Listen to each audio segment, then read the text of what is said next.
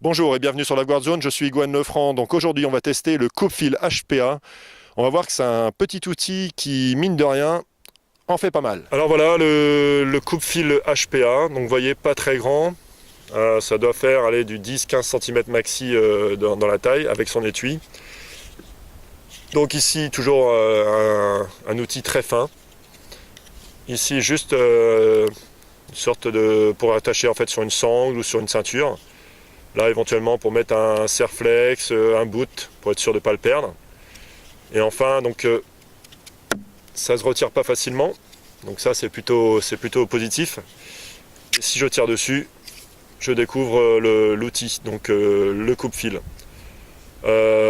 Couleur visible. Donc qu'est-ce qu'on peut dire? Très sécu. Allez, sur le côté, sur le revers de la lame, il n'y a pas de souci à se faire. Sur la lame, je ne touche pas avec les mains. Et on peut notamment remarquer qu'ici, c'est une lame avec des dents. Donc des dents qui vont nous permettre de couper normalement des bouts plus petits, mais on essaiera sur le test. Et toujours ici, donc le piège finalement pour les lignes, pour bien découper des lignes de kite, notamment, ou des petits fils de pêche, etc. Mais on va tester ça tout de suite. Pour le test du coupe-fil HPA, donc j'ai ramené du boot, tout ça trouvé sur la plage bien sûr. C'est tout ce type de boot qui risque de finir dans vos hélices éventuellement, ou autour d'une victime potentielle sur la plage. Donc il y a un peu de tous les diamètres, hop, jusqu'au plus gros. Voici. J'ai également ramené une sangle pour voir un petit peu ce qu'il en était.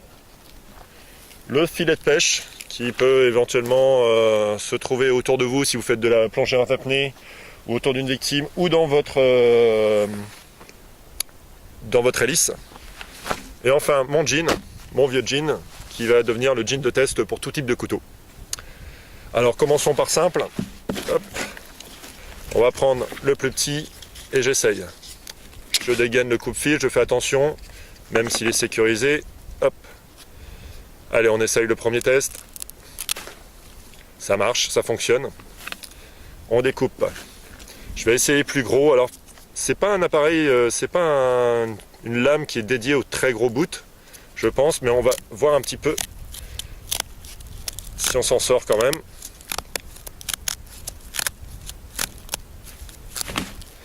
Bon, bah, il semblerait que même du gros, donc grâce aux petites dents ici, grâce aux petites dents, le gros ça va fonctionner aussi.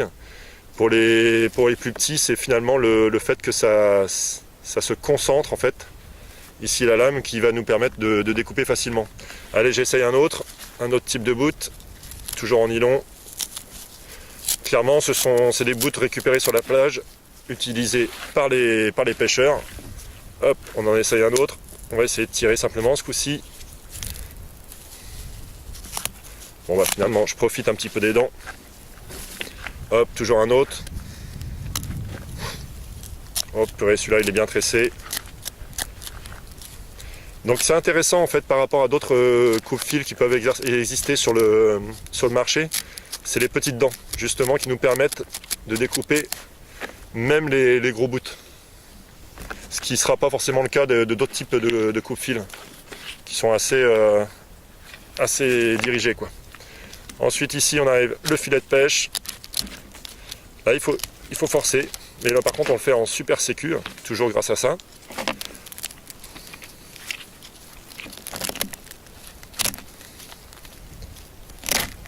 Toujours les petites dents, super efficaces. Je vais essayer le gros, mais là je suis moins optimiste. Je vais le prendre comme ceci. Et à l'attaque. Bah, toujours les dents. Finalement la lame reste une super lame HPA. Hop, là, on a commencé à le couper. Finalement, c'est une sorte de mini couteau avec coupe-fil, quoi.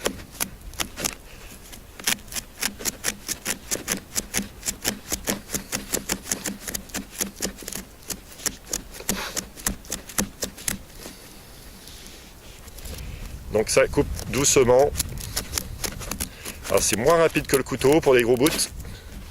Mais c'est pour normalement une autre utilisation. Donc un coupe-fil sera notamment. Alors j'ai pas réussi à trouver un kitesurfer qui allait me prêter ses lignes de kite. Et pour cause, l'idée c'était quand même de les découper. Là pour la sangle, je ne sais pas comment la tenir. On va essayer de tirer simplement dessus. Ça ne fonctionne pas. Alors, il y a un début de découpe. Hop là, c'est parti. Et en général, quand ça démarre, ça se passe bien.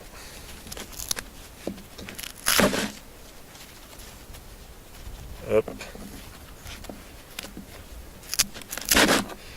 Bon, alors ça découpe. Hop là, je nettoie un petit peu la lame. Et enfin, alors le jean, je pense que ça peut être plus compliqué. On va voir.